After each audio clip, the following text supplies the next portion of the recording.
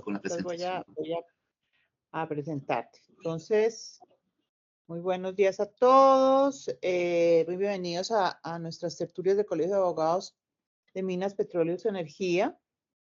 Hoy tenemos la grata compañía del doctor Carlos Augusto Oviedo Arbeláez, que nos va a dictar una charla sobre los riesgos de lavado de activos y financiación del terrorismo en el sector petrolero.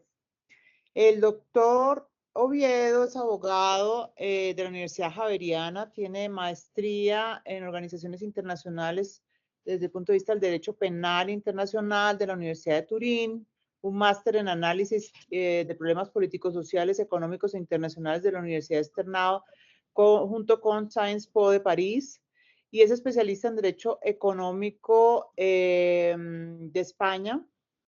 Ha desempeñado cargos tales como ser procurador delegado para la fuerza pública, procurador judicial penal, director general contra drogas y estupefacientes y asesor director del director general de la DIAN.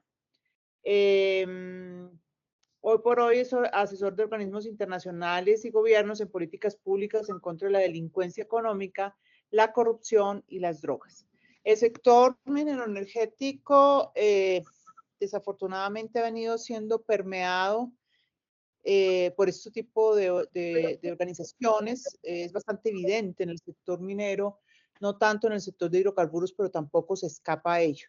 Entonces, muy interesante la charla del doctor Oviedo hoy para que nos cuente cómo podemos, desde el sector privado, estar atentos a evitar que eventualmente este tipo de fenómenos puedan afectar a nuestras empresas.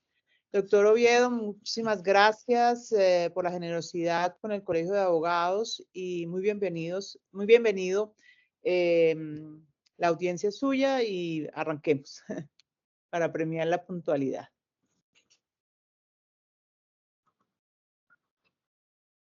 Muy buenos días a todos. Presento excusas por este impasse técnico. Hoy, atendiendo la amable invitación que me formulara el Colegio de Abogados del sector petrolero, minero y energético, he sido invitado como orador para hablar acerca de la diligencia debida en el sistema de administración de riesgos de lavado de activos y financiación del terrorismo y de la proliferación de armas de destrucción masiva. Nos vamos a enfocar en este riesgo, en este tema, concretamente en el sector minas, petróleos y energía, que son los campos de acción en el cual el colegio se desempeña. En la siguiente imagen van a ver ustedes, vamos a ver, algo pasa aquí con la posibilidad de cambiar el mouse. Doctor Julio César, por favor. Voy a pasarlo desde acá. Ahí se cambió la diapositiva, ¿verdad? Ahí se ve la diapositiva tercera, doctora Adriana. Sí, señor. Ya están circulando. Sí, señor. Ok. Cuando hablamos de debida diligencia en el sector petrolero, minero y energético, lo vemos en varios contextos. Uno de ellos, la debida diligencia en materia de derechos humanos. El otro tema es debida diligencia en materia de prevención de los activos. Parece que el concepto de debida diligencia ha venido desarrollándose en la doctrina jurídica como aquel rol que se le exige a las personas que tienen una función o deber de garante en los términos del derecho penal, artículo 25, que establecen que todo sujeto que interviene en el mundo de los negocios, y el mundo de los negocios es un sector de riesgos, debe administrar y controlar los riesgos que son naturales en su operación.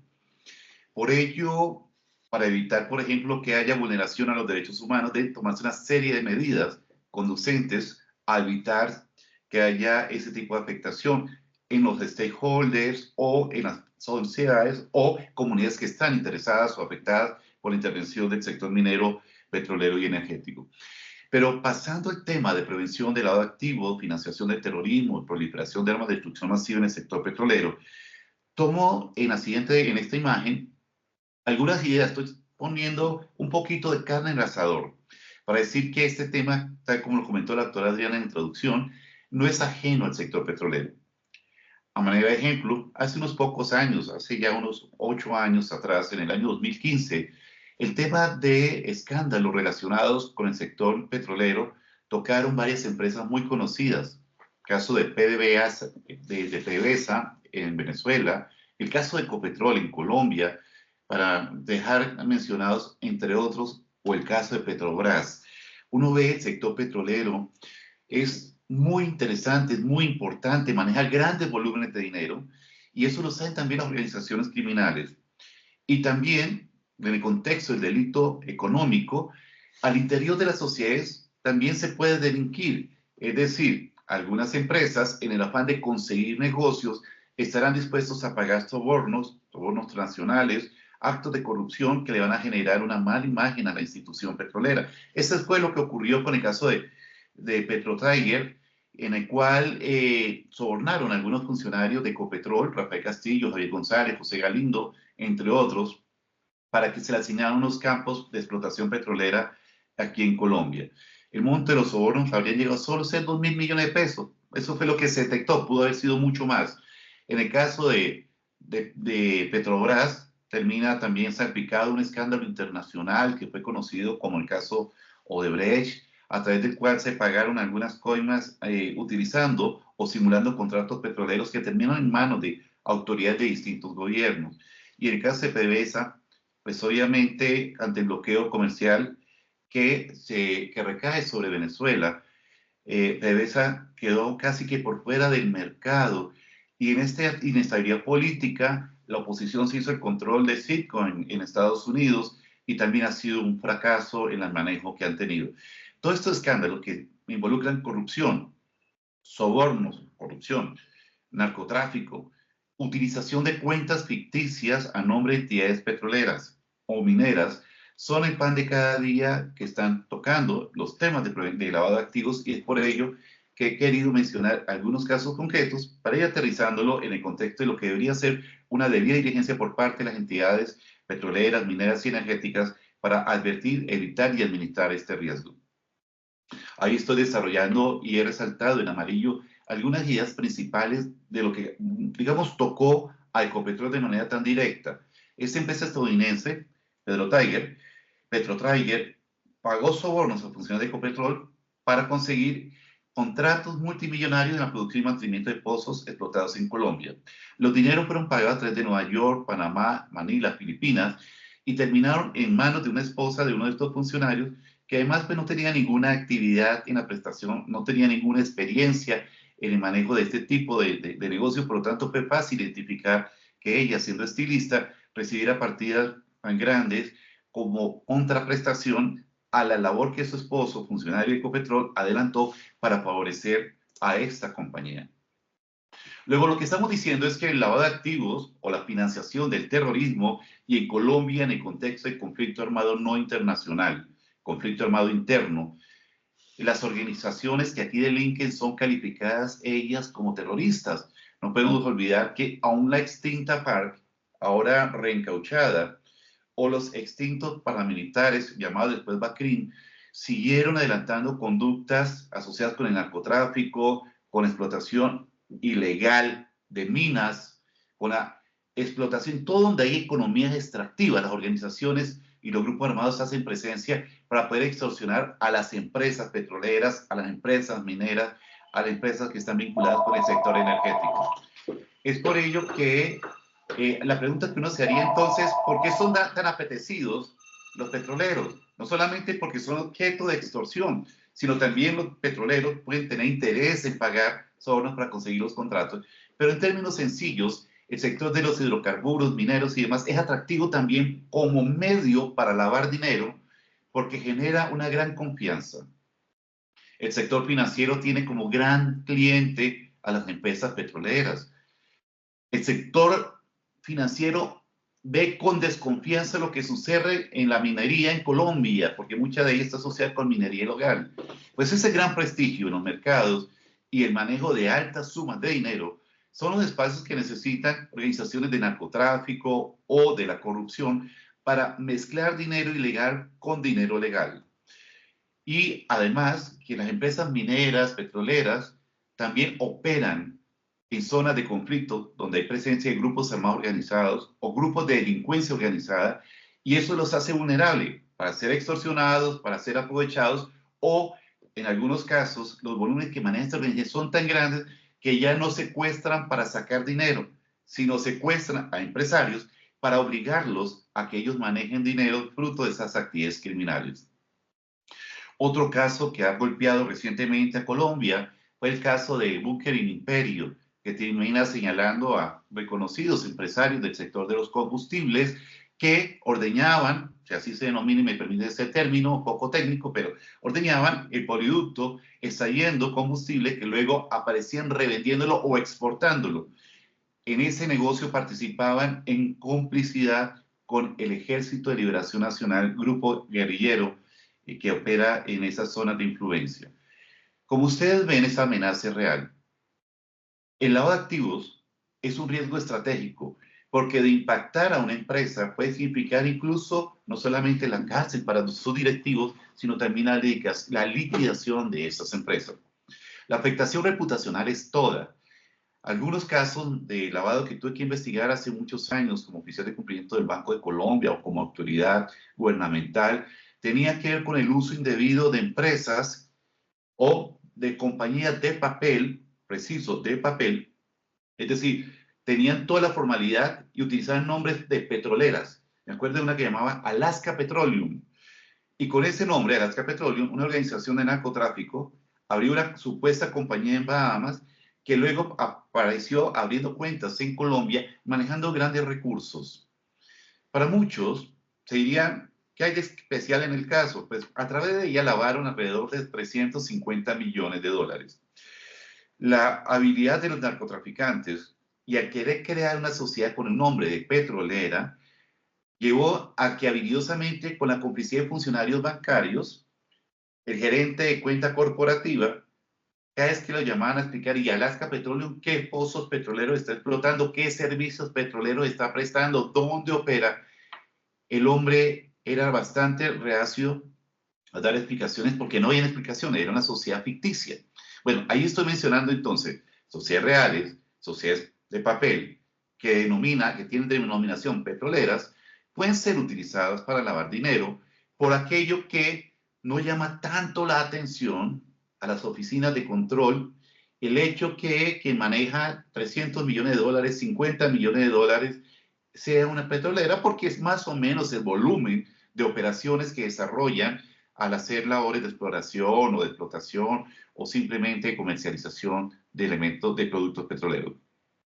Eso lleva también a otra situación, y es que en el sector petrolero hay una élite social, una élite económica, y las organizaciones criminales le interesan socializar o llegar a esas élites para generar esa confusión y acceder a los mercados financieros. Por consiguiente, esa amenaza de que un mal socio, un contratista, un proveedor que esté asociado con organizaciones criminales, quiera hacer negocios con nosotros, nos puede llevar, si no tenemos un adecuado control, a terminar manejando recursos ilegales, facilitando que nuestras cuentas canalicen capitales ilícitos o nosotros con dinero limpio pagándole a supuestos contratistas que realmente son la fachada para manejar capitales de origen criminal. Por ello, cada vez más, las organizaciones ilegales les gustaría permear negocios legítimos y el sector petrolero, pues, es un sector muy atrayente. Si ustedes lo miran desde el punto de vista de lo penal, el lavado de activos es un delito, corresponde a la financiera de una organización criminal. Una organización criminal que acumula grandes tesoros fruto de un delito o de muchos delitos de alto rendimiento, narcotráfico, secuestro, extorsión, corrupción, etc. Esas grandes ganancias requieren ser lavadas para darle apariencia de legalidad, camuflándose ante la actividad lícita que se adelanta.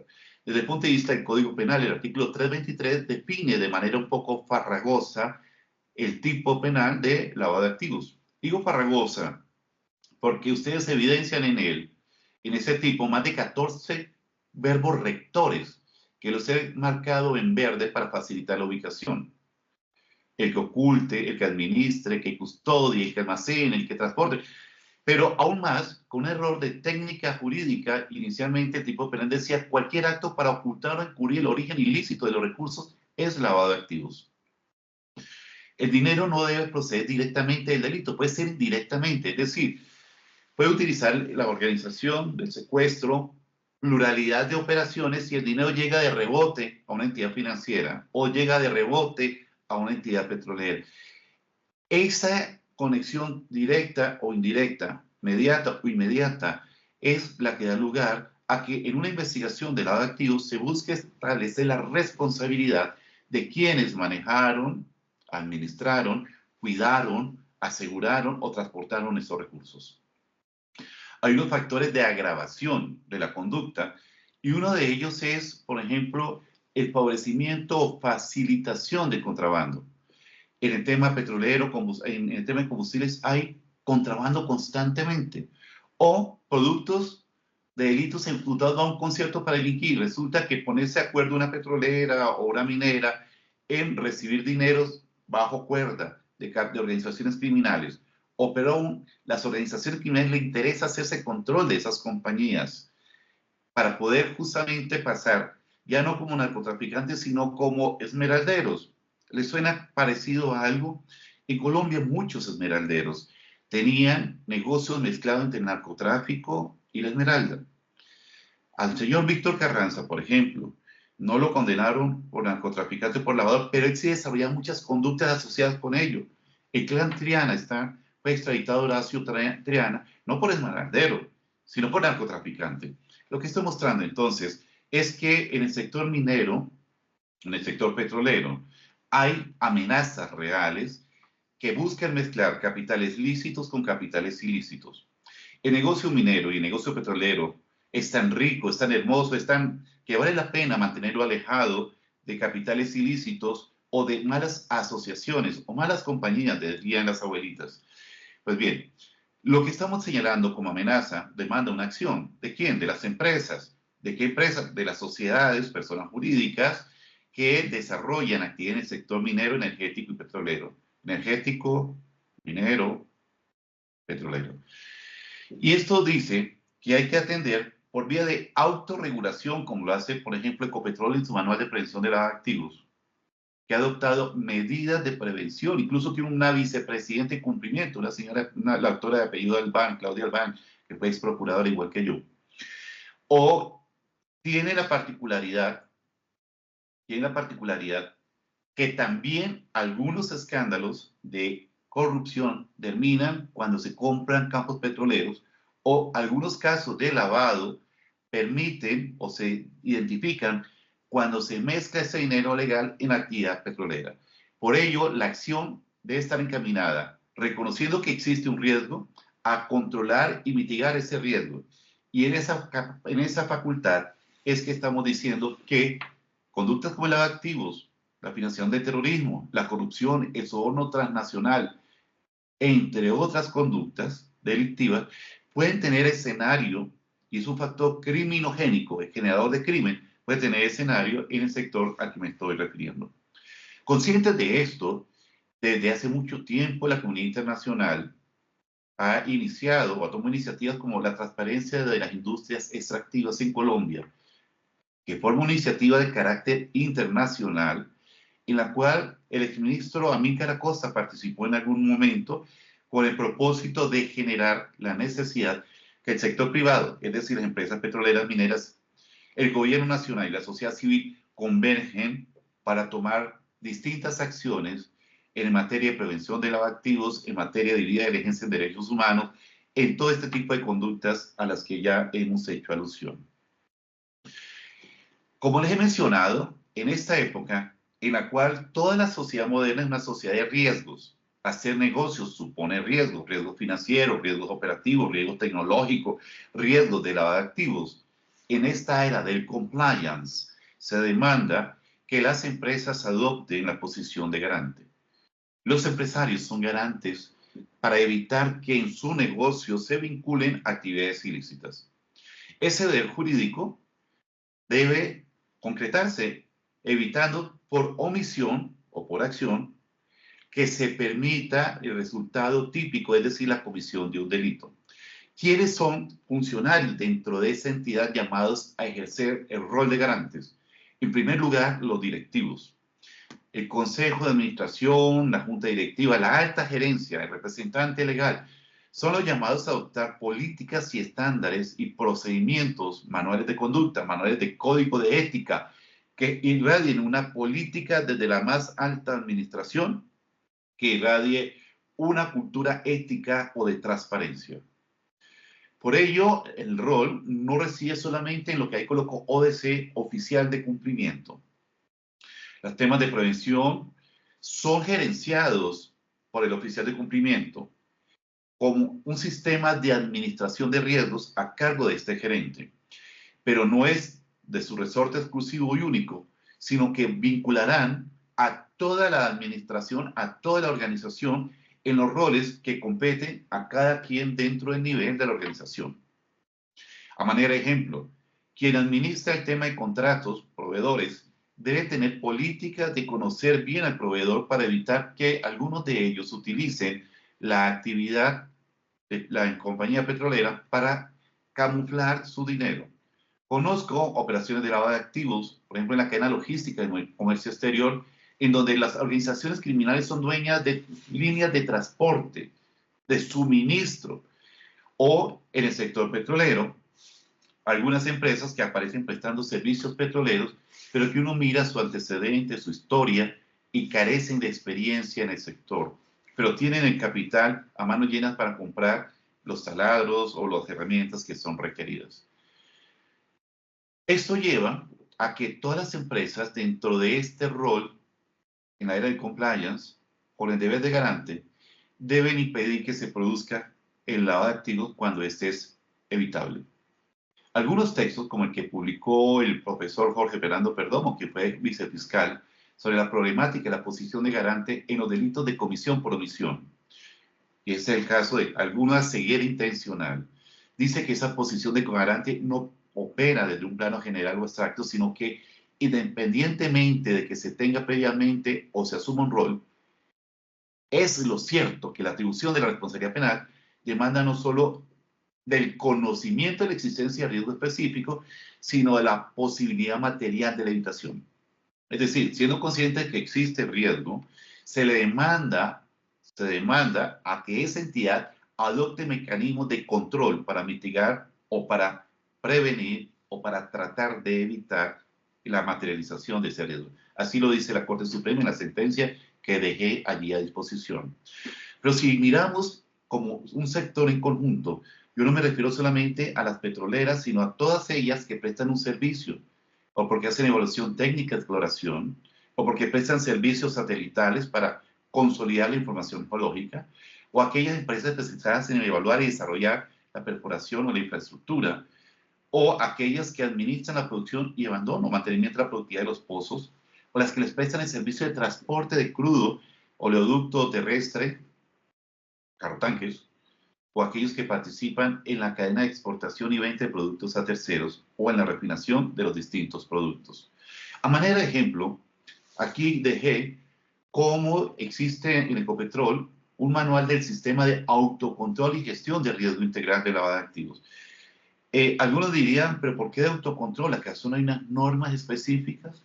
Alguien señalaría desde el punto de vista de las normas que ha emitido la Superintendencia de Sociedades, las empresas que tienen ventas mayores a 1.000 salarios mínimos, o sea, es una cifra ridícula frente al tamaño de los contratos que desarrollan las petroleras. Por ese solo hecho, uno diría que todas las sociedades que están asociadas con el tema de servicios petroleros o el negocio petrolero deben tener normas de prevención de lavado de activos. Pero además, ustedes son conscientes que muchas petroleras son los clientes ideales, las compañías mineras son clientes que tienen acceso al sistema financiero, pues deben también conocer estas normas y deben tener sus normas de prevención para satisfacer la exigencia que hará el sistema financiero respecto a si se tiene adecuado control para evitar que la operación minera, petrolera o energética fuera utilizada o sea utilizada para lavar dinero. Las autoridades como la Superintendencia de Sociedades, Superintendencia Financiera y muchas instituciones y estándares internacionales como el GAFI, Grupo de Acción Financiera Internacional, emiten una serie de lineamientos en el sistema de administración de riesgo de los activos SARLAF, o aquí lo llaman también SAGRILAF. Todas estas empresas son sujetos obligados de adoptar medidas antilavado. Existen herramientas, tecnológicas para contener las amenazas e incluso se emiten listas de advertencia de clientes que son o pueden llegar a ser indeseables porque han sido reconocidos e identificados como delincuentes de distintas categorías o porque son cabecillas de organizaciones delincuenciales o de grupos armados organizados o porque están en la lista de grandes narcotraficantes o personas que han prestado auxilio. Y no solamente hablamos de personas, digamos, con cariz de delincuente, también en esa lista aparecen algunos bancos, en las listas restrictivas con las cuales no se desearía hacer negocios. A manera de ejemplo, Banco Continental de Guatemala, el Banco Balboa en Panamá, y hay constantemente escándalos y multas que sacuden a bancos por operaciones de lavado, algunas de ellas simulando operaciones petroleras. De hecho, como consecuencia de estas medidas, algunos bancos han optado por no hacer negocios con el sector minero. Muchas empresas extractoras de oro se ven con dificultad o ven la dificultad de acceder a cuentas bancarias y eso dificulta muchísimo la operatividad del negocio minero, porque la minería demanda mucho recurso efectivo y muchas de las transacciones que se llevan a cabo demandan el uso del efectivo que luego se torna difícil depositar en los bancos. Y muchos bancos que han abierto cuentas apenas se enteran que la razón social no decía que era empresa minera, cuando identifican que está asociada con explotación del oro, asocian explotación ilegal del oro, inmediatamente cancelan las cuentas. A esa figura se llama de-risking o tratar de eliminar el riesgo simplemente cortando la prestación de servicios a determinados sectores. Es por ello que se requiere mantener la confianza y credibilidad. Los referentes internacionales son muy amplios de la Convención de Bienes Estupefacientes que obliga a los países a penalizar la conducta de lavado de activos. Así lo dice el artículo 7, la Convención de Basilea, el Grupo de Acción Financiera Internacional, la OMA, Organización Mundial de Aduanas, la Organización Mundial del Comercio, han establecido estándares que el Banco Mundial, cuando hace asignación de créditos, condiciona a los países, por ejemplo, a que tengan nuevas o buenas medidas o buenos estándares en la prevención de estos riesgos del flujo de los capitales ilícitos. Fui creador de lo que hoy se conoce como el GAFI-LAT, en su momento GAFI-SUT, Grupo de Acción Financiera Latinoamérica contra el lavado de activos. Como cofundador de ese organismo que hoy agremia a 17 países, les puedo decir que la mayor o la relevancia de este tipo de instituciones internacionales no gubernamentales o asociadas con gobiernos, pero no son organización internacional estándar, sino grupos de trabajo, su característica mayor es que ha llevado a subir en todos los países de manera uniforme su marco normativo para evitar que algunos que tengan menos controles o menos exigencia normativa se vuelvan atractivos para que allí posen sus capitales las organizaciones criminales. Colombia tiene un alto estándar y es estandarizado incluso en la identificación de riesgos. En el riesgo nacional, Colombia se ha establecido como un riesgo el utilizar operaciones relacionadas con el sector en el que ustedes participan en condición de asesores jurídicos, en la condición de oficiales de cumplimiento. Y obliga a que como sujetos adopten medidas de prevención o que identifiquen, evalúen, adopten controles a riesgo de lavado de activos. Esto lleva también a que las autoridades vayan agudizando aún más el olfato y cada vez que adelantan labores investigativas ya no comen en cuenta que esto, como es una petrolera, el dinero es legal. No, empiezan a investigar la proporcionalidad, la racionalidad de los movimientos financieros si guardan relación directa con la operatividad o simplemente fueron capitales que se movieron como instrumento temporal para colocar allí los capitales y luego saliendo con un cheque de gerencia de una petrolera, salen ahora legalizados. Esas metodologías, esas tipologías, esas señales de alerta se disparan constantemente y son fuente de reporte de operaciones sospechosas a la Unidad de Información y Análisis Financiero. También investigaciones en la Fiscalía, algunas de ellas con resultados exitosos, con condenas por parte de los jueces penales, en algunos otros casos sin ese resultado, pero mientras tanto quedan en entredicho las empresas que han sido señaladas allí. En el caso de Bunker y el Imperio, queda clarísimo que todas esas empresas fueron desmanteladas y aún hoy existiendo y quisieran prestar servicio, nadie quiere hacer negocios con ellas, porque el solo hecho de estar sub judice, estar investigadas por la Fiscalía como parte de un andamiaje criminal que les traía ilegalmente derivados del petróleo a Ecopetrol para revenderlos a incluso empresas exportadoras de combustible o aquí internamente en refinerías o en cadenas de distribución de combustible, lo sacó por completo del mercado. Por ello, lo que conviene para mejorar ese esfuerzo de prevención y contención, de mejorar la transparencia y tener mucho cuidado con quien hacemos negocios. Por ejemplo, es necesario saber, no que la empresa que presta servicios, sino saber quién es el dueño real de esa empresa. Y es lo que denominamos beneficiario final, que es la persona de carne y hueso que está detrás al final de esas transacciones. Y en todo caso, cada día hay más y más estándares y más cooperación internacional. Ahí estoy señalando cómo el marco normativo, en el caso del manual de Ecopetrol, para señalar alguna cosa en particular que me parece muy relevante, muy señero, pues nos da algunas indicaciones. Cita el caso del manual de Ecopetrol porque es muy conocido, porque es un documento público que puede consultar fácilmente. Pero en estándares constantemente se han emitido distintos modelos de gestión en este escenario.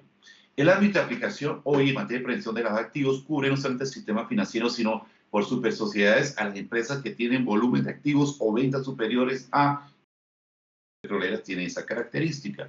Superintendencia de Economía Solidaria, a las empresas que transportan crudo, carrotanques o combustible, les están sometidos a los controles de antilavado por la Superintendencia de Transporte. Las que prestan seguridad y servicios de seguridad de las petroleras, están esas empresas vigiladas por la Superintendencia de Migración y tienen normas y exigencias de tener normas antilavado porque son sujetos obligados por vía de regulación de estos entes de control. Las empresas exportadoras e importadoras de metales preciosos son blanco de sospecha en todo el mundo. ¿Por qué? Porque como utilizan altos volúmenes de dinero, tratará la organización criminal, como lo he dicho en el caso de los esmeralderos, de la explotación ilegal del oro o explotación legal del oro, porque muchos narcotraficantes compraron las concesiones, pues están sujetos siempre a señales de alerta. La guerrilla le fascina operar donde hay campos petroleros. A la guerrilla y a los paramilitares le encanta donde hay otro tipo de economías extractivas, porque simulan o porque la vuelven fuente de financiación de su operación criminal. Con ello, lo que estoy señalando es que directa o indirectamente, por exigencia normativa o por autocontrol, las compañías vinculadas en el sector petrolero, minero y energético deben adoptar los más altos estándares de prevención para poder cumplir con su deber de garante, haciendo una debida diligencia de toda su operación, desde la vinculación de sus contrapartes, desde el conocimiento de quién son sus accionistas, para evitar que por esa vía hay un riesgo de contagio que termine afectando a todo el sector. No solamente a las empresas en los escándalos, sino salpicando también a otras empresas indirectamente por el contagio que ello deriva. Queda claro que cuando hablo de contagio estoy diciendo que si una empresa hace negocios con otra y se presta para que su operación maneje capitales ilícitos, puede que esa lo hagan sin conocimiento y sin consentimiento, pero mientras se explica que actuó diligentemente, pero que fue abusada, está siempre su júdice si hubo o no complicidad o coparticipación o hubo un concierto para delinquir, para generar ese nivel de transaccionalidad. ¿Qué tenemos nosotros con este enfoque basado en riesgo, que es el estándar que se aplica? Pues hay sectores de mayor riesgo que hay que tener controles más estrictos, hay sectores de menor riesgo o negocios menos riesgosos por medidas simplificadas y sobre todo tener cuidado cuando aparece en algún lado en el radar personas vinculadas con actividades políticas. Se disparan las alarmas cuando se llama tesorero, cuando se llama vicepresidente financiero o, como suele pasar con el caso de Odebrecht, muchas de las campañas políticas terminan siendo financiadas por este tipo de recursos. Que son legales, sí, la actividad petrolera es legal, pero cuando financia campañas de manera oculta, o dos, cuando carga como contraprestación de ese pago, va a lograr un beneficio en contratación, ya deja de ser un negocio legal para volverse un caso de soborno o algo similar. Cuando hablamos de debida diligencia en ese deber de garantía, estamos diciendo que el compliance debe establecer o la política de cumplimiento dentro de la organización, de buscar el cumplimiento de la ley, atender requerimientos de autoridad, es conocer los estándares internacionales, tener buenas políticas de gobierno corporativo, ser obsecuentes, dedicados y diligentes en el cumplimiento de las regulaciones para garantizar una transparencia, conociendo las políticas de transparencia de las organizaciones. Debemos prevenir y detectar entonces ser utilizados por organizaciones criminales o estar asociados con fenómenos delictivos, mitigando siempre el impacto, cuidando la transparencia de nuestra organización, que es la mejor carta de presentación que tenemos. ¿Cuál es la estrategia defensiva en materia penal? Que yo tenía políticas antilavado, pero no es suficiente. Tenía manuales, no es suficiente. El tema es actuar con diligencia de vida, con prudencia que se le exige a un profesional en el cumplimiento estricto de sus deberes, como el buen padre de familia que cuida la imagen y el prestigio de la imagen de sus integrantes. Por ello, volviéndose el deber de garantía, cita el artículo 25 del Código Penal, que dice, ni más ni menos, que quien tiene el deber de protección de un bien jurídico, y el deber de protección sería no prestar a su organización petrolera, minera o energética para que allí influyan capitales ilícitos o hacer negocios con organizaciones criminales para que nuestro cheque, como ahora pago de servicios, sean después depositados en cuentas bancarias con las cuales legalizaron capitales ilícitos. Tenemos también ese deber de control sobre una fuente de peligro, porque donde operamos, en la jurisdicción, en los territorios, estamos presentes y somos visibles y somos atractivos para las organizaciones criminales para ser blanco de extorsión o para querer hacer negocios con nuestras organizaciones. Las empresas entonces del sector pueden ser usadas abusivamente por desconocimiento, sin su consentimiento, pero pueden llegar a ser abusadas también. Es decir, no toda conducta de lavado termina siendo causada porque hubo un concierto previo, a veces puede ser por engaño, pero hay que demostrar entonces en esos casos que actuamos con la debida diligencia y no con ceguera intencional. Se exigen mayores estándares de prevención y se establecen responsabilidades a empresas, accionistas, directivos y a los funcionarios en general. El compliance y la teoría del derecho penal ha sido abordada desde distintas ópticas por el derecho penal alemán, español.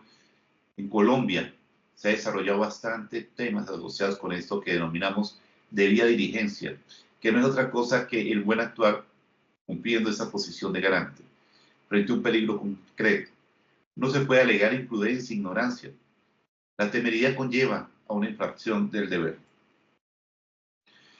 Esa debida diligencia en el Sangla, que ha tenido desarrollo, por ejemplo, como el que ha dado el profesor Kaufman en su obra dogmática de los delitos por omisión, nos señala que puede ser responsable no solamente por la conducta de acción, sino por fallas en el deber de vigilancia o por fallas en el deber de proteger los intereses de la organización. Eso me lleva entonces a establecer algunos factores de riesgo. Es decir, ¿qué es lo que podría salir mal para que una organización que desarrolle un negocio legal, minero, petrolero o energético, pueda ser vulnerable al lavado de activos? El primer riesgo que voy a señalar sería el obvio. Voy a partir de la premisa que todas las empresas tienen accionistas.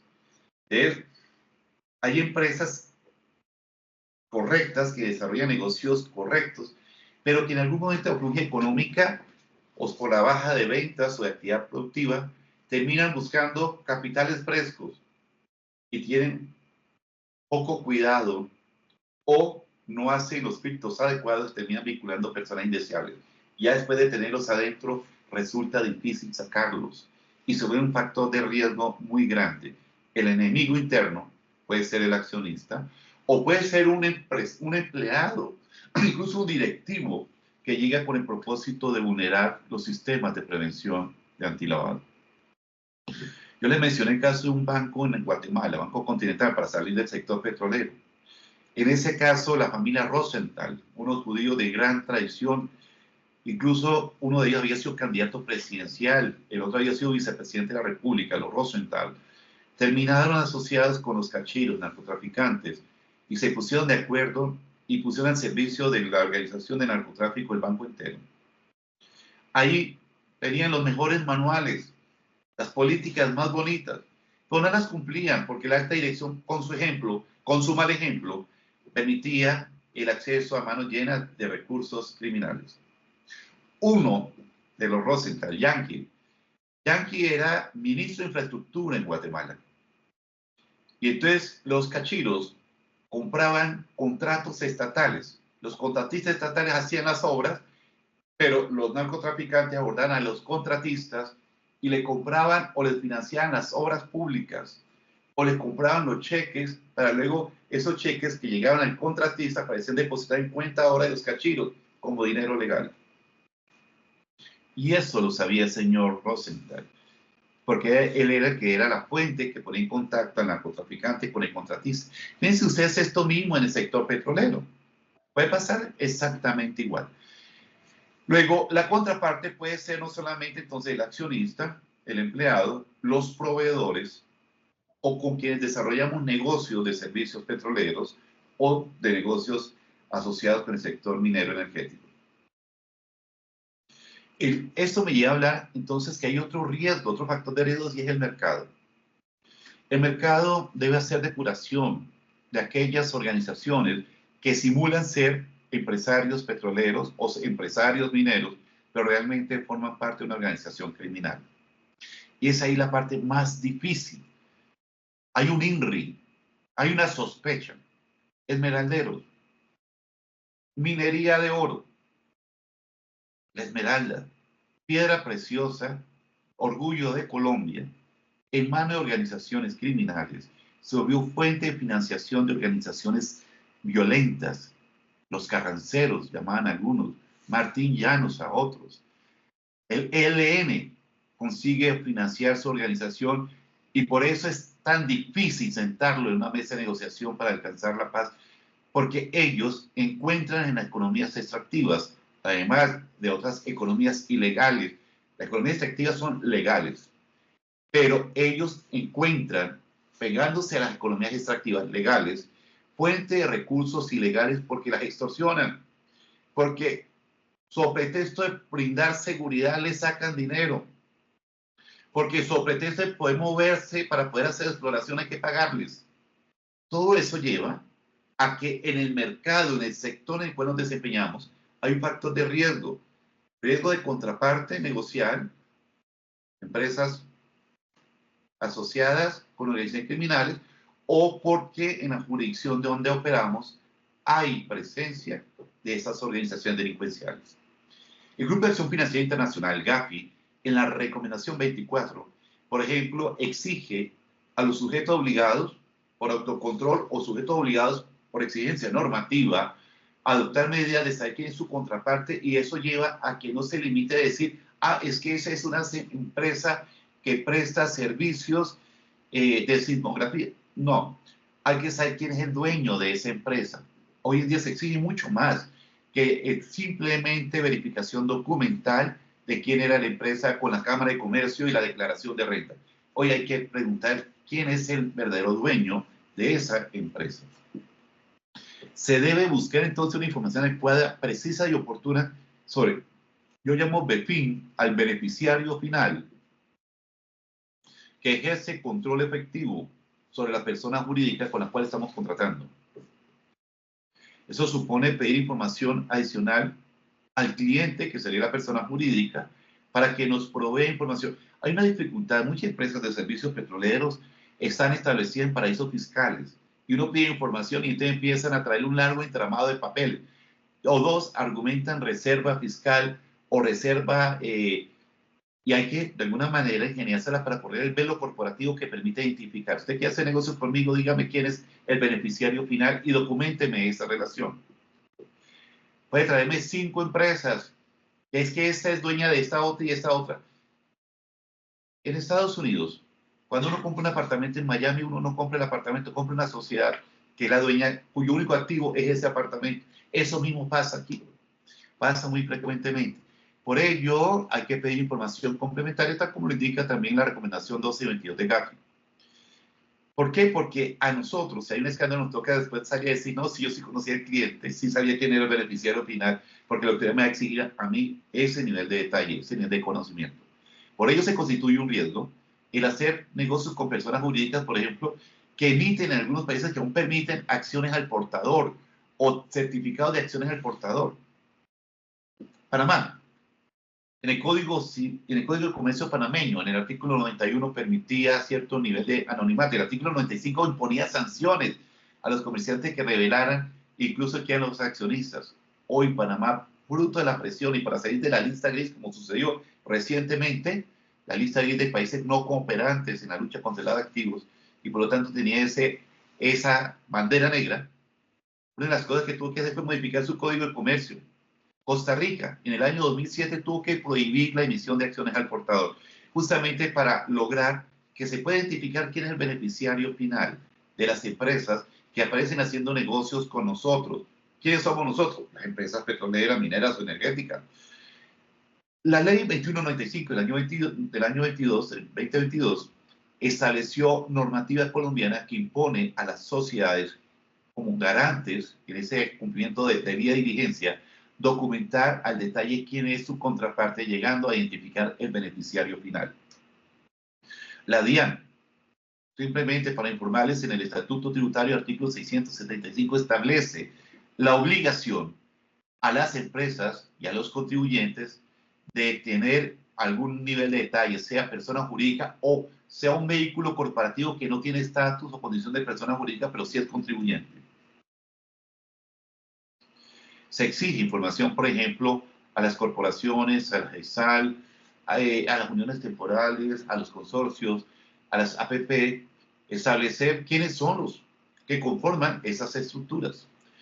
Por ello, en el sector petrolero, cuando hablo de empresas que prestan servicios, sector petrolero, estoy hablando a los topógrafos, gravimétricos, maquinométricos, a los geoquímicos, a los sismógrafos, a los que hacen perforaciones estratégicas, o los que participan en evaluación y desarrollo de los proyectos, porque los socializan o los complementan, porque hacen transporte de equipo, estudios ambientales, profesionales jurídicos, obras civiles. A los abogados en algunos países nos exigen conocer quién es nuestro cliente y no basta con decir que el cliente era y no sabía quién era realmente, porque termina también generándose algunos niveles de suspicacia con mis colegas que prestan servicios jurídicos. Alguien diría, bueno, y si estoy defendiendo como penalista a un narcotraficante. En Estados Unidos, por ejemplo, cuando se trata de recibir dinero de Miguel Rodríguez Orejuela, los abogados tenían que pedir una licencia a la OPA, Oficina de Control Activos en el Exterior, para poder devengar honorarios pagados por estos señores. Hacer negocios con PDVSA, que son tan frecuentes, porque PDVSA es una gran empresa a nivel regional y a nivel internacional. Se ha vuelto un problema, entonces aún hoy hay empresas que creen inteligentemente que montan una sociedad en Aruba, en Curazao, y entonces contratan con Aruba y Curazao para mover el petróleo de PDVSA. Tarde o temprano van a tener problemas con esta situación. Estados Unidos, habilidosamente, para tener control en la industria petrolera venezolana, levantó las sanciones y permitió que una empresa suya pudiera hacer exploración y trabajos para levantar nuevamente la infraestructura petrolera venezolana. Los Estados Unidos legislan a su favor en ese caso, porque solamente le impartieron a una de sus compañías esa autorización. Cuando vuelva a tener niveles de producción elevados Venezuela, esa compañía, Chevron, tendrá ventajas competitivas porque se hizo aparte a ese gran mercado petrolero venezolano. Y ustedes preguntarán por qué. Y eso está inserto en un escenario que tiene que ver con la proliferación de armas de destrucción masiva, pero voy a darles una explicación muy sencilla. Lo que pasa en otros países nos afecta en Colombia y afecta a nuestros vecinos. La guerra Rusia-Ucrania afectó la oferta petrolera. Hoy, cuando todo el mundo decía ese bloqueo comercial a la industria petrolera rusa, iba a disminuir los ingresos de Putin necesarios para financiar su carrera armamentista, Esas sanciones económicas fracasaron. Putin rápidamente creó una serie de sociedades con sus magnates petroleros, todos sentados en la City de Londres. Y ahorita, por orden de Putin, al ladito suyo, allá en Moscú, hicieron un gran entramado de empresas que tienen cargueros petroleros fantasmas que permiten la movilización del petróleo vía Mar Negro, pasa por el canal de Suez y termina en la India y en China. Hoy sigue, ya no funcionando el gasoducto que va hacia Europa, sino por cargueros sacando productos, gas y petróleo y derivados a través del mar para llegar a mercados altamente demandantes de estos productos, India y China. Seguimos señalando que hay otras empresas que hacen pruebas a pozos, que hacen fluidos de perforación. Todas estas empresas asociadas en la producción también del tema petrolero son a quienes yo me refiero. Nosotros debemos ejercer una debida diligencia en el conocimiento del cliente y establecer quiénes son sus beneficiarios finales. Hasta allí, doctora Diana, ¿se escucha bien? ¿Hay seguimiento de la conferencia? ¿Cómo para pasar a diapositivas? Sí, señor, perfecto. Nuevamente, la tecnología me hace una mala pasada porque estoy tratando de mover la diapositiva y bueno, ya finalmente lo logramos. Esa debida diligencia parte entonces de la necesidad de conocer quién es el cliente, su identificación, su verificación, su actividad económica, cuál es el volumen de activos razonable, cuáles son los estándares de operación, cuál es el volumen de negocios que puede desarrollar, porque todo lo que exceda a ese perfil se volverá señal de alerta. Hoy nosotros conocemos la punta del iceberg de nuestros clientes. Ustedes nos están diciendo, no, vaya un poquito más al azul profundo para saber quiénes están allí. Y hay formas de obtener esa información. Hay bases de datos especializadas que se consiguen en el mercado. El doctor Google es una fuente de recurso importante para la validación con terceras fuentes objetivas e imparciales de lo que nos suministran a nosotros nuestras contrapartes.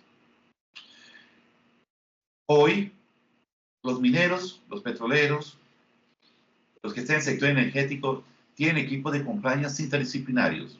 No basta con ser buen abogado. Se requiere, por la prueba técnico-científica que se debate en los estrados judiciales, que es la prueba perito contable o financiera, se requiere tener equipos interdisciplinarios para poder analizar la información y ver la razonabilidad o la proporcionalidad de esta en función de los negocios que adelantan. Siempre he dicho, el lavador de activos es el rey de los mentirosos. Y uno hace caer un mentiroso haciendo preguntas. En eso, las señoras tienen una ventaja enorme porque saben cómo preguntar. Y cuando preguntan, ella ya tenía la respuesta antes. Y nos están dando a nosotros el derecho de arrepentirnos diciendo la verdad. Bueno, perdón la broma. Pero quiero decir que esas mismas habilidades funcionan bien en el mundo de los negocios. El sexto sentido o pálpito es uno de los criterios que se debe tener para profundizar en el conocimiento de los clientes. Saber qué es lo que se está negociando, conocer el mercado, la tradición y la trayectoria que tienen nuestros clientes o contrapartes con las que estamos negociando, se vuelve necesario, se vuelve indispensable. Teniendo claro que evitar el lavado de activos es una obligación de medios, no de resultados. Es decir, aún teniendo los mejores estándares, políticas, procedimientos, manuales, información, también pueden utilizarnos para lavar dinero. Es allí donde lo que salva la responsabilidad penal y las otras responsabilidades administrativas, sanciones, tienen que ver con demostrar la debida diligencia y que cumplimos fehacientemente con nuestro deber de garantes. Está señalando entonces, hemos hablado de riesgo contraparte, riesgo de mercado, hablemos de riesgo de jurisdicción. En Colombia, distintas empresas concurren y tomé el sector petrolero porque si lo hago también con el sector minero, esta lámina sería eterna. Nos lleva a entender que hay muchas empresas con gran tradición, con gran prestigio, pero que operan en zonas muy complicadas, en zonas donde hay presencia cocalera abundante, donde hay grupos armados organizados, llámense paramilitares, llámense guerrilla, llámense reducto de la guerrilla, llámense residuales, llámese Bacri, como quieran llamar el nombre, no me importa. Son grupos armados que delinquen, que aparentemente nos ofrecen seguridad o nos demandan pagos para poder hacer nuestro trabajo en el sector donde operan, donde están los yacimientos petroleros, los yacimientos mineros.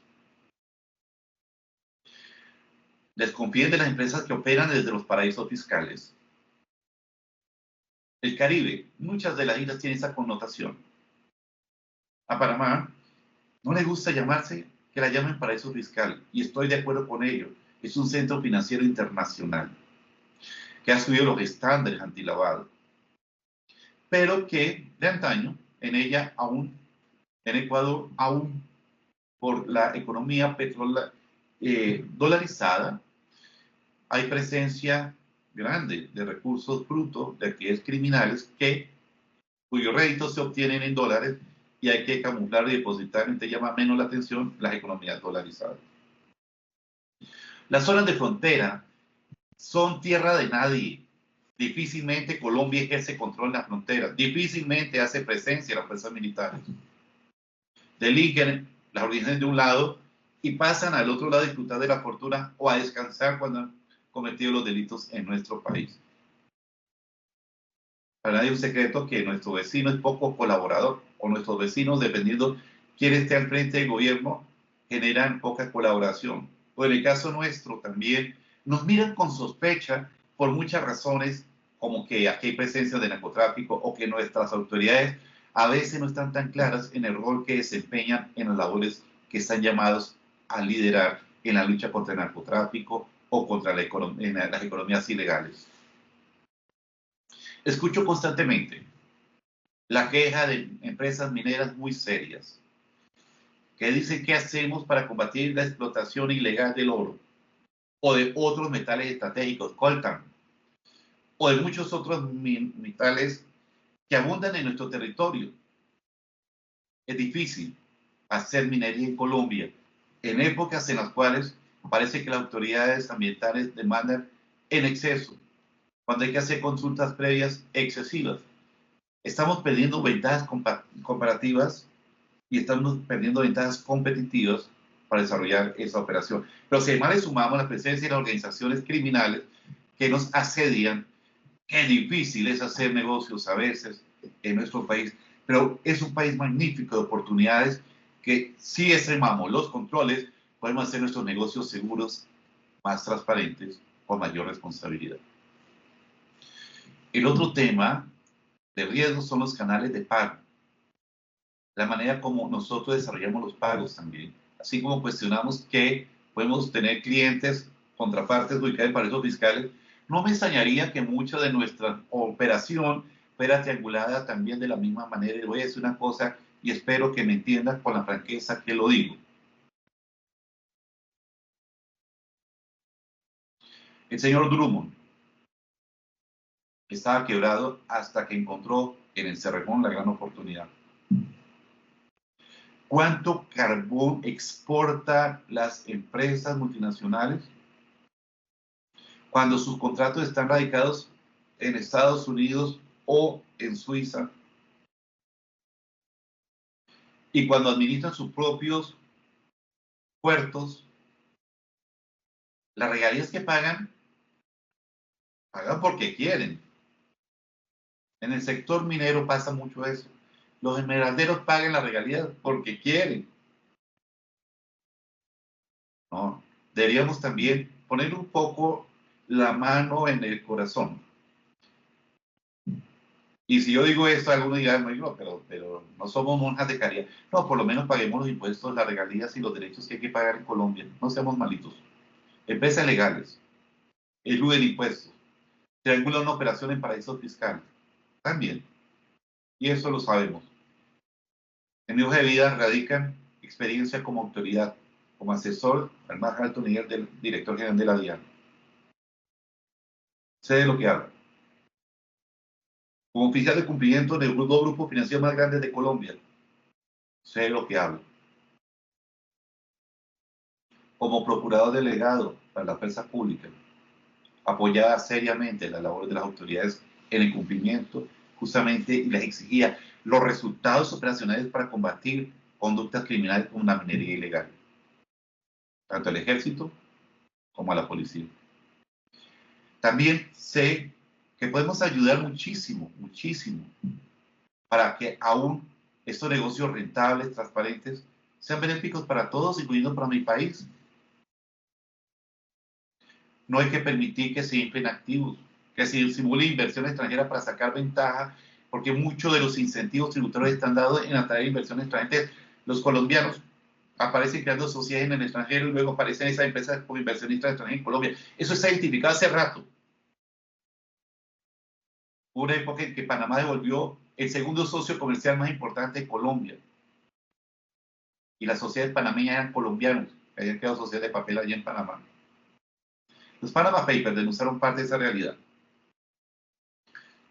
Exportaciones ficticias, importaciones ficticias, para manipular asientos contables, disposición de fondos de terceros, montar operaciones como si fueran exentas cuando no están exentas, figuras como el testaferrato, hacer negocios conmigo mismo para sacar gastos y después simular menores impuestos por rentabilidad, manipulación del estado financiero, todas esas cosas. Nuestras empresas legales también hacen a veces cosas que no son tan transparentes y creían que ese dinero que evadieron se vuelve delito también del lado de activos, porque ese dinero, fruto de esa conducta, se vuelve ilegal. Pasa de ser legal a ser ilegal. Transparencia. Una de las maneras para lavar dinero o triangular operaciones para evadir impuestos es colocar, aquí está la sociedad petrolera en Colombia, hace negocios con una sociedad en un paraíso fiscal, pero su destino es una empresa internacional que compra al precio internacional. Entonces, vende a precio de costo a esta filial, que a su vez sí vende a precio internacional, entonces queda la ganancia en la filial en el paraíso fiscal. Esa chamborada ya está establecida como una tipología de evasión fiscal y por eso con los precios de transferencia se busca evitar ese tipo de conductas. Empresas que hagan eso le están dando papaya. Su negocio es legal, pero lo que está haciendo es ilegal. Caen por muchas fuentes. Una de ellas, por la aplicación de las normas antilavado en los otros países o los bancos disparan señales. Hay señales. Hay países que tienen bloqueos internacionales porque o sus gobiernos están relacionados con actividades criminales, de hacer negocios con Nicaragua. A veces algunos terminan prestando entonces triangulación. Me acuerdo de los gringos haciendo negocios, o los mismos cubanos en la Florida para hacer negocios con Cuba, montaban empresas en Panamá, entonces, supuestamente de Miami exportaban a Panamá y de Panamá aparecía la exportación ahora a Cuba. Triangulación. También esa metodología está identificada y cada día se cierran más los chances. Sanciones impuestas por Estados Unidos a Rusia, o los que están ahí en ese cuadro a la derecha, por la Unión Europea a Rusia, en sector de energía. Europa no importa hoy carbón de Rusia, pero tiene necesidad de carbón, buscará otros mercados. Y el carbón ruso buscará otros mercados para ser colocado. China. Prohibición de importación de petróleo de Rusia. Por eso entonces hoy los cargueros congestionan esos canales como el canal de Suez o esas vías como las que están conectando el Mediterráneo con el Mar Negro en el estrecho de Bósforo. Y así tenemos muchas más cosas para mencionar asociadas con este tema, en el cual se demanda entonces una debida diligencia por parte de las entidades o las empresas que participan de estos negocios. En Colombia hay un marco legal que lleva incluso a la muerte civil de las personas jurídicas. Así lo establece el artículo 91 de la Ley 906, Código del Procedimiento Penal. Yo fui coautor de ese texto. Como profesor de la Universidad de Javeriana en el Departamento de Derecho Penal participé en la redacción de esa disposición, garantizándoles que el debido proceso y el derecho de defensa de las personas jurídicas.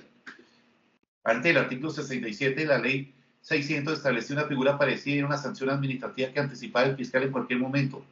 Dijimos, no, las personas jurídicas también deben tener un derecho a defenderse y la defensa puede estar distanciada entre el funcionario de la empresa y el interés de la empresa. Porque a veces En el ejercicio desleal de la función, el funcionario puede querer utilizar abusivamente la empresa para desarrollar conducta ilegal de las cuales se lucra. Contratemos a tal empresa de servicios petroleros y por dentro va en el negocio, sabiendo que esa organización pertenece o está vinculada con una actividad delincuencial. Y él participa en la operación. ¿Cuál va a ser la estrategia de defensa de la persona jurídica? ¿Salvar al funcionario? Hay cosas que en la estrategia jurídica cada vez hay que desarrollarlo en aras a sacar adelante los intereses de las instituciones. Doctora Adriana, doctor Julio César Parra, yo estoy llegando a la hora indicada de las 9:30 para dar espacio a si hay preguntas, generar el diálogo bidireccional que me es tan útil. Permítame llegar a algunas pequeñas conclusiones. Sí hay una amenaza real asociada con el lado de activos, con la financiación al terrorismo en el sector minero energético. De eso no hay duda. Dos, que sí demanda mejorar por autocontrol o por cumplimiento normativo los estándares para que sean funcionales y eficaces. Cuando hablo de los estándares, estoy hablando de las políticas de transparencia, que dentro de un marco de gobierno corporativo aseguren que la operación, por lo menos conscientemente y deliberadamente, no podrá ser utilizada para lavar dinero. Que hay que utilizar todos los mecanismos de gestión de riesgo, identificar cuáles son los puntos vulnerables, medirlos, adoptar controles, hacer evaluación constante, documentar la transaccionalidad, es lo que se impone. Y eso no quiere decir llenarnos de papeles, puede ser digitalizados, tener acceso a fuentes confiables de la información. Debemos tener a nuestro personal capacitado e informado constantemente. Esa charla debe ser algo cotidiano, por lo menos una vez al año, hablar de estos temas al interior de las instituciones. Servirse de los recursos tecnológicos.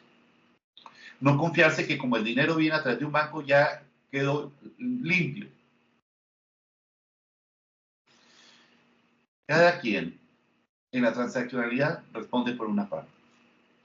Lo que no está bien es que se utilicen normas antilavado, por ejemplo, para excluir países y regiones. Yo no hago negocio con tal país. Siento pesar porque muchas de esas medidas antilavado terminan generando y afectando no a los gobernantes corruptos o dictatoriales, terminan afectando a los ciudadanos de esos países.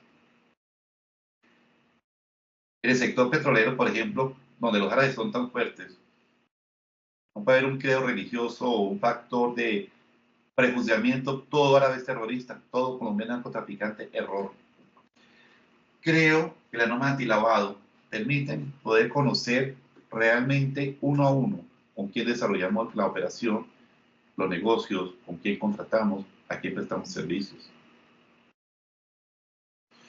En algunos países, por ejemplo, la norma antilavado se utiliza incluso como un criterio de exclusión para no prestar servicios a sectores marginados. Quiero señalar, por ejemplo, que en el sector petrolero, desde el punto de vista de la responsabilidad social empresarial en el sector minero, sí deben haber políticas de vinculación de las familias que viven en los alrededores donde se lleva a cabo la operación extractiva. Entre otras cosas, para asegurar la mano de obra, o dos, para asegurar que tenemos de nuestro lado a nuestros vecinos y no, como constantemente ocurre, se generan factores de tensión o de discusión. La industria petrolera, minera y energética debe asumir estos riesgos para hacer dinero. No estamos diciendo que nos vamos a acobardar haciendo negocios, sino que vamos a fortalecer. Los esquemas antilavado deben ser simples, pero por simple no menos rigurosos. Cuando uno coloca el control al control del control, se está anulando el control porque el primero no hace lo que debe hacer pensando que el segundo va a detectarlo o el tercero lo va a detectar y allí se vulneran los mecanismos de control. Por eso se requiere un trabajo en equipo, una articulación público y privada para tener de la mano y del lado nuestro a las autoridades también en los momentos en que se presentan estas dificultades.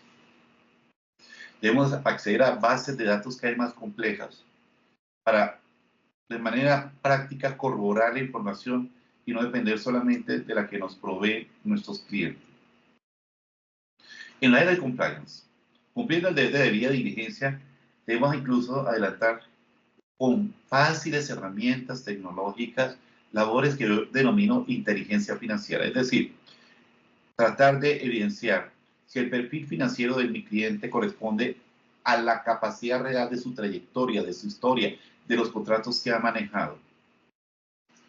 En un enfoque de gestión va más allá del simple cumplimiento. Voy a pedir papeles. No, hay que corroborar y verificar los papeles. ¿En dónde? No solamente preguntándole al cliente, sino verificando información con terceras fuentes. Y tener una gran adaptabilidad para anticiparnos. Porque ya cada vez que nosotros damos un paso en la prevención, en la administración de este riesgo, los delincuentes dan 5 pasos y van más adelante que nosotros. Los manuales no pueden ser estáticos. La capacitación no puede ser solamente dada a los niveles directivos.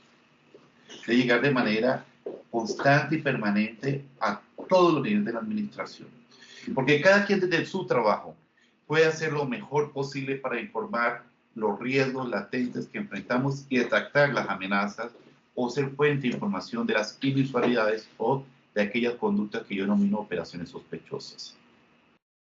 Sospechosas de estar vinculadas con el manejo de capitales ilícitos. Sospechosas de estar asociadas con el influjo ilegal de los capitales ilícitos. Doctora Adriana, doctor Julio César, permítame agradecer el espacio que me han confiado para desarrollar esta charla sobre la debida diligencia en el sistema de administración de riesgos de lavado de activos. Me encantaría poder desarrollar un diálogo y estoy atento a sus preguntas, a sus aportes o a sus cuestiones. Mil gracias por la invitación y extiendo mi abrazo más fraternal a los presentes. Espero que esta charla que está siendo grabada, obviamente editada la parte inicial de los problemas tecnológicos, sea puesta a disposición del sector o nos permitan llegar más seguido y más directamente a ustedes con este tipo de reflexiones. Mil gracias.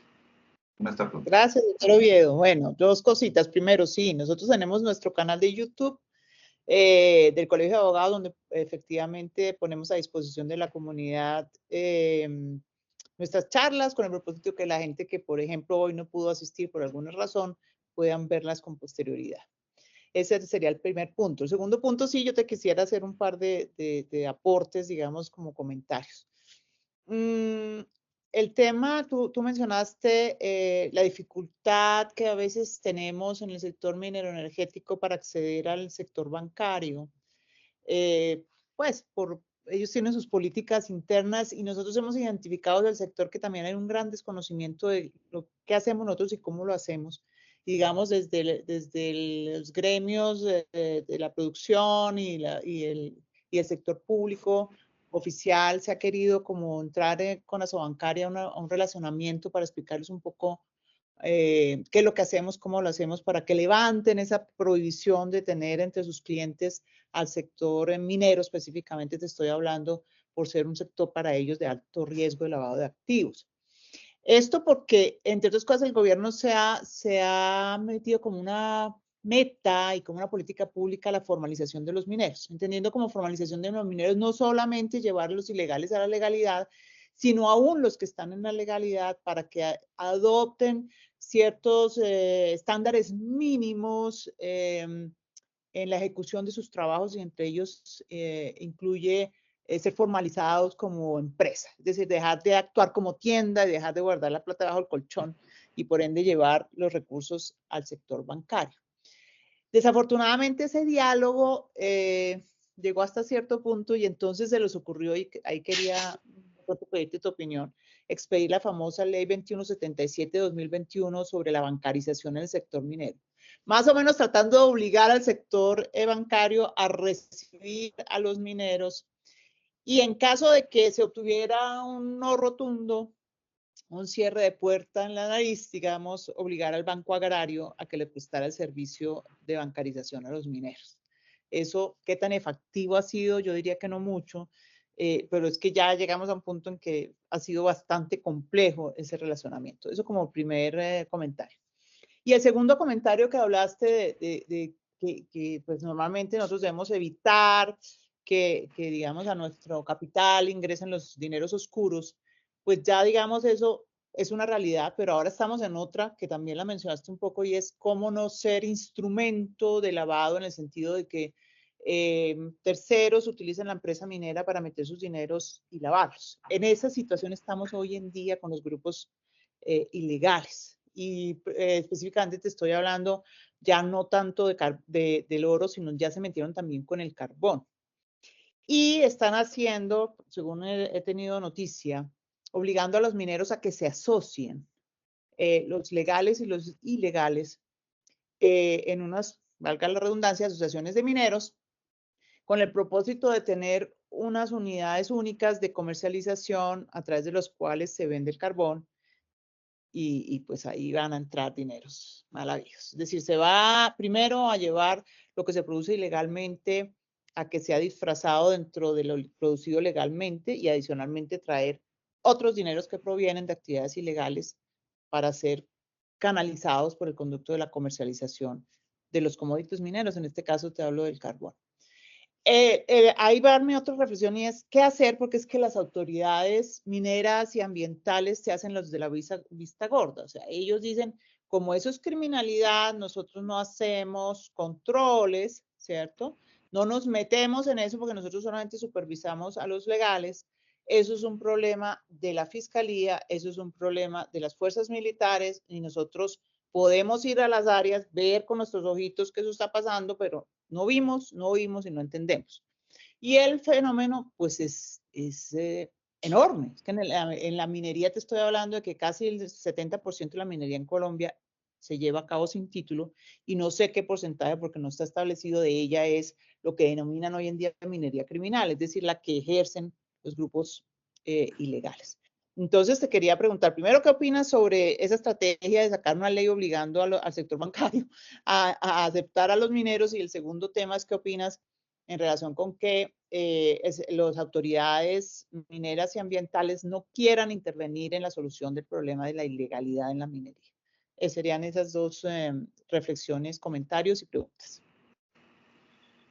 Me agrada muchísimo esa reflexión interesante que plantea la doctora Adriana, porque es el viejo debate entre el garantismo y el eficientismo. Queremos garantizar los derechos a los mineros, pero queremos en el eficientismo, en el combate a la ilegalidad, a veces se pasan por alto un montón de medidas y terminan, digamos, juzgando o poniendo a pagar a justos por pecadores. Y eso está pasando en la confusión que hay entre la actividad legal y la ilegal en el sector minero. Resulta que para Colombia, la minería artesanal se ha tratado de garantizar, pero como ya no está amparada por títulos mineros, pues está en la ilegalidad, porque se superponen polígonos que corresponden a quienes tienen los derechos de hacer explotación en esas zonas ricas.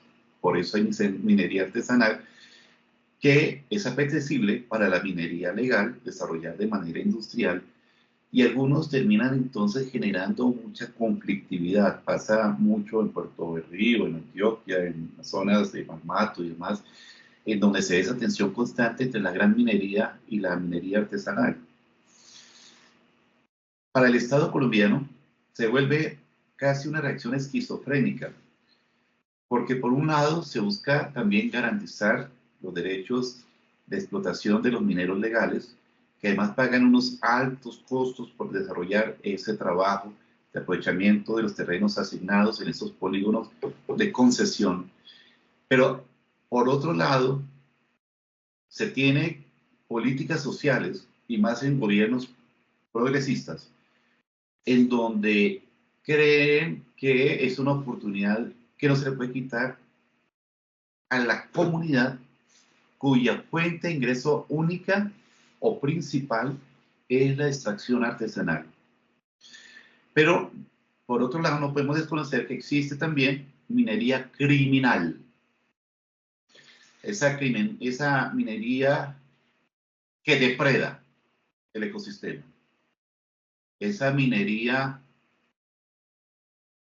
que se asienta con violencia en nuestros territorios. Esa minería que es utilizada por organizaciones criminales para tratar de camuflar recursos provenientes del narcotráfico, claramente. Esa minería que en manos de grupos armados organizados, guerrilla o paramilitarismo, son medios de acumulación para perpetuarse en la violencia, es decir, financiar el terrorismo, la subversión o como la quieran denominar. ¿Por qué digo que el planteamiento que has hecho es perfecto?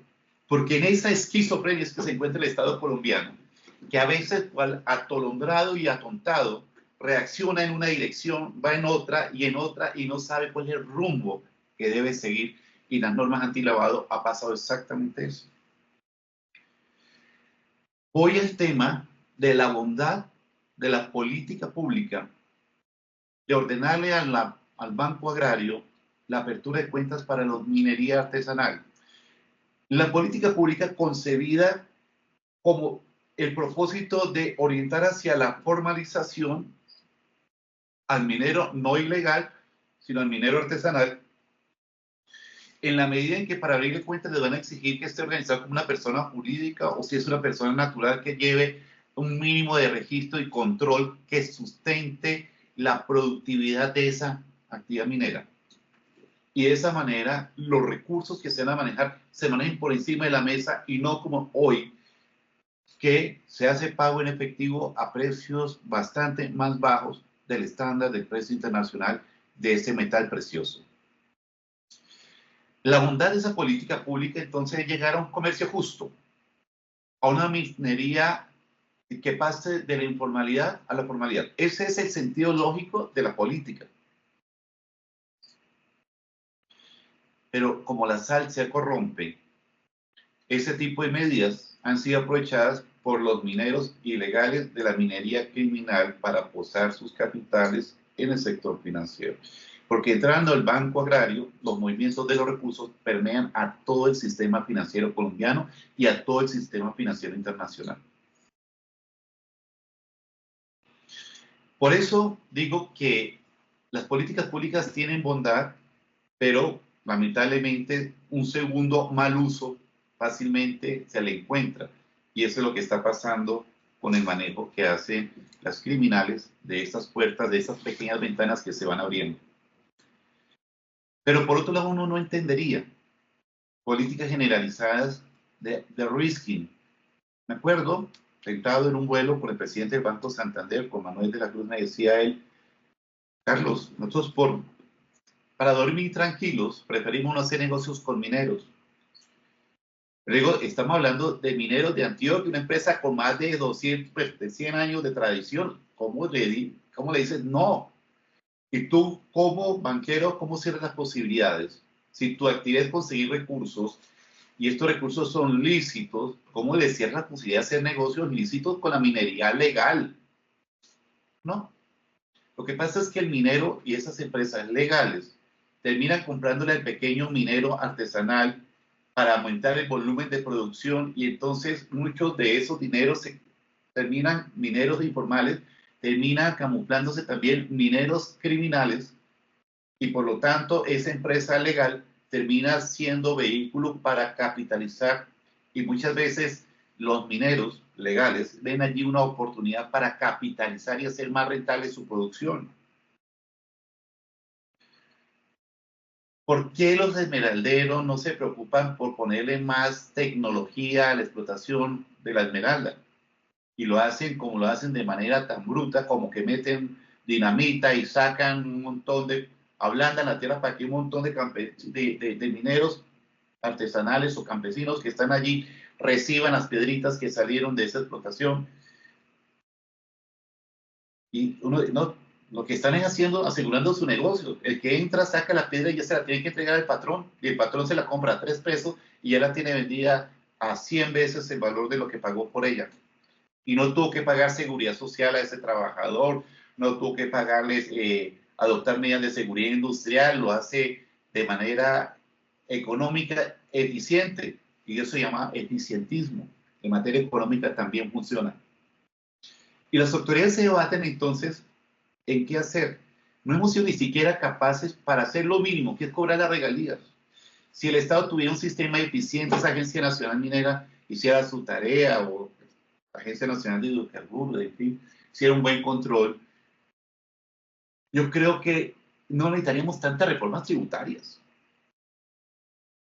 Ponga gente de la DIAN allá en el puerto Bolívar, en La Guajira, pero no tiene los medios para controlar cuánto pesa cuánto tonelaje métrico están subiendo a los barcos carboneros.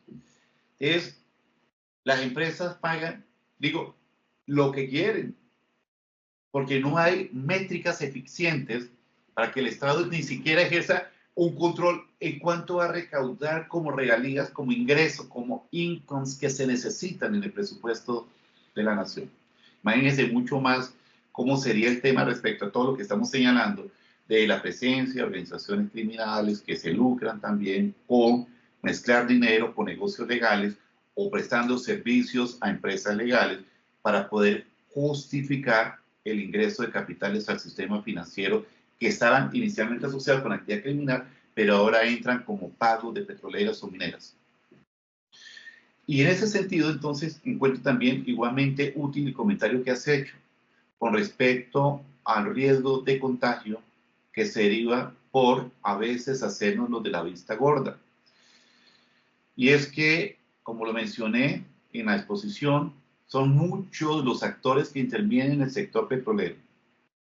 Y muchos participan de la labor extractiva o previo en la labor de exploración, extracción, luego el canal de logística, y todos ellos son un factor de riesgo entre sí. Me acuerdo que uno de los mayores dueños de empresas transportadoras, pues eran unos señores que llamaban paramilitares allá en los llanos, tengo los nombres de esos señores, y eran dueños de más de 500 tractomulas, una empresa, en otra tenía 1000 y pico, en fin, tenía un montón de carrotanques, un montón de vehículos que uno dice, ¿cómo por qué? Claro, con eso les permitía manejar grandes recursos de dinero, poder pagar con ello incluso de los servicios de los mercenarios allá llamados paramilitares, para que siguieran en operación criminal. Esa es la realidad con la cual nosotros operamos y por eso encuentro tan útil el comentario. Y dos, que sí, las políticas públicas tienen bondades, pero también se le encuentran un segundo mal uso. Y nuestras autoridades pasan de la esquizofrenia, de querer apretar tanto a la banca y meterle tanto miedo para que no reciban dinero, que la banca, para preservar su existencia, le cierra la puerta al sector minero. Pero por otro lado, está la afectación económica y social al grueso de la población, gente que es mineros artesanales o grandes empresas legales que no pueden acceder a la banca por el susto que tiene la banca de no ser utilizadas para lavar dinero. Y ahí aparece el Estado como un salvador salomónico abriendo la ventanita del Banco Agrario. Pero esa ventanita se volvió una tronera y es un factor de riesgo incontrolable. Quiero saludar a los presentes. No sé si el doctor Julio César, que no estuvo ahí conectado, quiere hacer alguna pregunta. Sí. Es que está aquí al lado mío, el doctor Julio César. Si alguien más tiene preguntas, comentarios, aportes. El doctor Idolfo está ahí, abogado minero muy prestigioso. Entonces, doctor Idolfo, adelante. Hola, muy buenos días. Cordial saludo. Gracias, doctora Adriana, y gracias, doctor Carlos Augusto, por su presentación. Yo tengo un comentario sobre lo siguiente. Usted comentó ahora que sobre las oportunidades. ¿Me escuchan? Claro, Sí, te perfecto. estamos Sí. escuchando bien. Ok. Perfecto. Ok. Usted comentó ahora acerca de la fiscalización y de la necesidad que hay para tener unas plataformas de fiscalización o de control más eficientes. Entonces, hay la siguiente disyuntiva. Precisamente en la ley 2177 que mencionaba ahorita la doctora Adriana, que es la ley que regula, que pretendió regular la bancarización del sector minero, hay un par de artículos que mencionan lo siguiente. Dicen que la autoridad minera deberá implementar un SAGRILAF minero. No, y menciona quiénes son los actores en la cadena de suministro. No importa, eso incluyó a todos los actores de la cadena de suministro. Pero la pregunta de fondo es, y quisiera saber su comentario al respecto, su opinión, es ¿usted qué considera? Si el SAGRILAF minero debe ser fiscalizado por parte de la autoridad minera al titular minero. ¿Usted considera eso como un riesgo o lo considera al contrario una oportunidad? ¿Qué opinión tiene sobre el tema? Yo a veces me Gracias, meto en doctor Carlos problemas Augusto. porque en aras a... Siento que abre un ambiente académico y el exceso de franqueza me mete en problemas. Voy a tratar de responder. Colombia, en los gobiernos anteriores, con el tema de hacer de Colombia, mover la locomotora minera, perdió títulos mineros a manos extendidas, que terminaron en manos no de mineros, sino de traficantes de papeles. Muchos de ellos verdaderos mercachifles, que se quedaron con extensas zonas con polígonos muy amplios, pero nunca tuvieron la intención real de hacer exploración y menos explotación de la riqueza minera que abunda en nuestro territorio nacional. Pero sí se volvió en las cafeterías fuente de constante especulación vendiendo títulos mineros y tumbando especialmente a empresas internacionales que con estudios de reservas proyectadas, no confirmadas, pero después a verificar tanta belleza y no existía sino en la mente creativa de quien especuló con ese título minero. Entonces, el primer problema de entrada es cómo nosotros abrimos la puerta perdiendo una oportunidad, colocando en manos de muchas veces en manos de personas que no conocen del sector, ni de la industria, ni la actividad, esos derechos de explotación exclusivos sobre esos territorios. La Colombia perdió la posibilidad al hacer una política de esta manera, pero claro, eso no fue involuntario, desconocido, no. Los círculos de gobierno sí se lucraron enormemente en esa feria de títulos mineros. Número uno, arrancamos mal con la asignación de los títulos mineros. Dos, arrancamos mal con tener autoridades débiles en el ejercicio de fiscalización y control. A los primeros que debimos haber exigido el conocimiento y debía diligencia el conocimiento de quién iban a ser los titulares mineros, debió ser el Estado que concesionó esas tierras, el subsuelo. Número dos, tenemos que verificar, y en ahí está justamente el reto, porque muchos de esos títulos terminaron en manos de organizaciones criminales, como las que operan en esa zona son organizaciones armadas organizadas. Los tenedores de títulos se volvieron meros tenedores que no pudieron hacer explotación efectiva.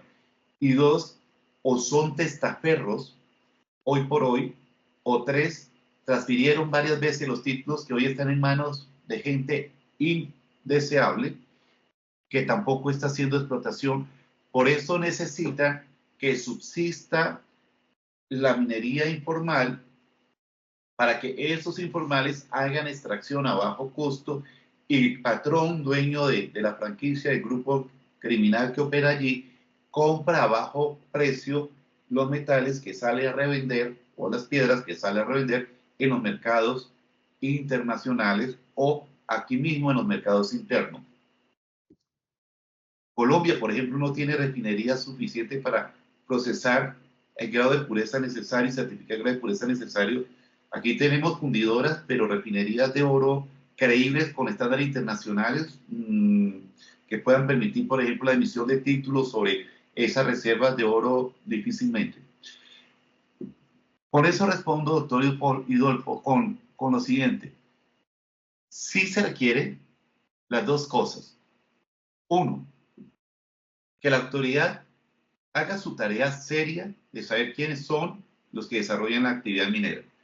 Pero por otro lado, se necesita que haya un control social, de responsabilidad social, empresarial, y además de autocontrol por parte de todos los actores en el mercado del sector minero, para poder tener certeza y ir haciendo depuración, limpieza, si me lo permiten, y espero que no suene ofensivo, pero ir sacando del mercado tanta maleza que es la que daña y desacredita a los mineros legales. Porque cuando van a la banca,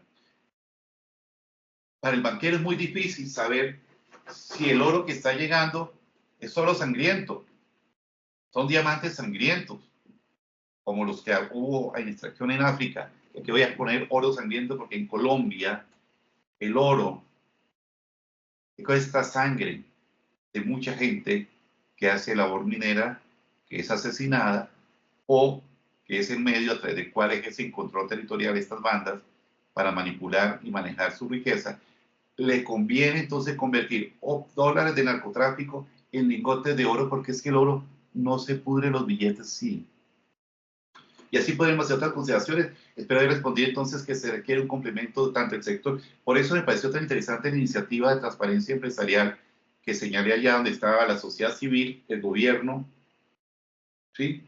Y las autoridades. Tú mencionaste algo. Aquí falta responsabilidad por parte de la autoridad que otorga las licencias ambientales, de la autoridad de la agencia minera, la que administra las concesiones, porque no están haciendo bien su trabajo. ¿Es quién puede pagar los elevados costos del canon superficiario de ese polígono? Pues el que tiene dinero, el que se compró y que recibió el título y no hizo extracción minera no tiene cómo pagar. Pero entonces, ¿a quién acude?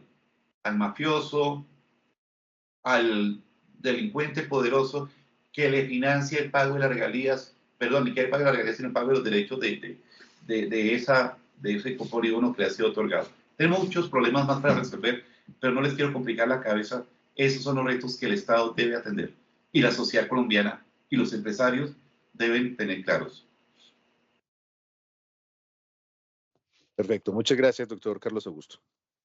Bueno, ya prácticamente son las 10. Yo les agradezco muchísimo la asistencia, al doctor Carlos Oviedo, por supuesto, la generosidad con el conocimiento, venir a compartirlo con nosotros en este rato tan agradable que tuvimos con él.